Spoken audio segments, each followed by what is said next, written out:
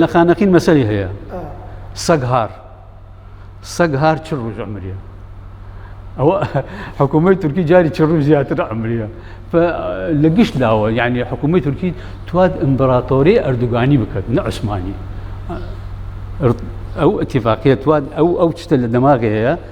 يك إمبراطورية تازة بكت أولا ليبيش فاشل بي أولا ليبيش قاودا أولا يونانيش دنالي أو من أمريكاش كم تاكوت نتواو دخل على تركيا كردية من تجي تركيا لنا وخوينا را انتخاباتها إيسا مجموعة أحزاب تحالف يعني كردية ضد أردوغان وضد جماعتها فمن ما بزانم يعني متفائل زياتر كأي حكومة نميند لما نسيش نودن حدا راين اليدن إما خمان يكتري بقرين كسنات وان درامان بس مع الأسف مسألة حزبايتي تنج أو شتانا قشتي كردية يكششت كرد ولا نوابد يكششت كرد برزة وكذن تنازلات رأي كتير بكين أو تنازلات أبي كردستان شد نواب أو تنازلات النبي هروها منين لشنو خمان مراوكي زور بتندي إداني أو لشكر كيشي رجيمي تركيا أكين براستي أم لشكر كيشيا أو أجيني كوا أوان دجبة ملتي كردن ووكو أويك هلا من جو هناوي أنا تاوكو إستا برنامج بيلاني أوان دجبة ملتي كردا بوقر كردني ملتي كردا أماش وأكاد كإما يك هلويست بين يك دنگ بين وهروها إما بتوانين برنامج بلاني نتوي خومان هبت بو بقجاتشوني أم جورا بيلانانا كدجمناني كرد أي جرن لا هر چوار پارچه کردستان بۆیە ئێمە لێرەوە وەکو دانیشتوانی شاری خانەخین لەگەڵ ئەوەین کە یەکێتی و یەکڕیزی و یەکدەنگی و یەک هەڵوێستی ملەتی کورد بپارێزی ئێمە لەگەڵ هیچ هێز و لایەنێک نین کەوا دژمنی کورد وەکو دژمنی خۆی نەناسێت و نەزانێت بەڕاستی من ئەوەی کە ئەیبینم ئەمە ئەچێتە چوارچێوەی پەیوەندیەکی ئابووری بۆ خزمەتی تاکلایەنەی یەک حزب و ئێمەش ئەمە بەڕاستی زۆر زەرەر بە بەرژەوەندیەکانی ملەتی کوردەگەێنێ و بۆ ئەوەی ئێمە بتوانین بەڕاستی پێویستە لە ملەتی کورد لەم ڕۆژەدا هەڵوێستی هەموو حیزبەکان خۆیان یعنی وەکو خۆی ببینن ناکرێ من ئێستا کەسێک دوژمنم بێ وەکو دژمنی خۆم سەیری نەکەم وەکو پشتیوانەیەکی خۆم سیر بکەم لە کاتێکە ئەو هاتووە ماڵی ئێمە وێرانەکات و هەروەها ناکرێ هیچ جۆرە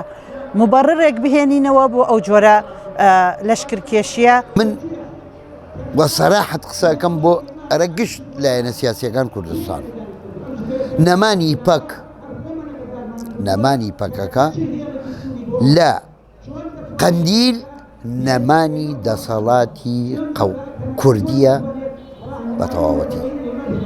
با ئاگادار بوون ئیساتە ڕی لە کی گردیە ڕی لە تورکیا گریایە پەکەگەی ڕێگەی لەگریا وئیلا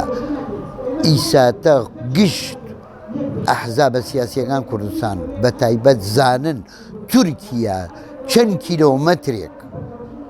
زۆر هاتێسە ناو خاکی کوردستانەوە ئایا لە ئیتیفاقەکەی لەگەڵ ڕژێمی گۆڕبەگۆڕی سەدام یان دوای ئەوە لەگەڵ دەسەڵاتی حکوومەتی عێراقی کە ڕئیس وزەرا نووری المالیکی کە تەوقیعی گیان هەیە اتفاقیەک واژ تەوقیع کریایە لە بین تورکیا و بین عێراق بۆ ئەرا ئەوەی کە دەسەڵاتی تورکی محافظە لەسەر تورکیا بکات چەند کیلۆمەترێ لە خاکی کوردستان بوون وجودی بێت نەکو داگیر بکە وجودی بێت دەسەڵاتەکەی بەڵام ئیساتە گشت هەوڵەکان تورکیا لەبەر ئەوەسا کورد بدادە گشت کوردە بەرامبەر بەکێ بەرامبەر بە پەک و نەمانی پەک هەر حزب لایەنە سیاسیەکان با بزانن نەمانە ئەرا قەوارەی سیاسی هەرێم ئەم لایەنە سیاسیەکانی کوردستان ئیساتە خەریکە تۆپەگا لە ساحەی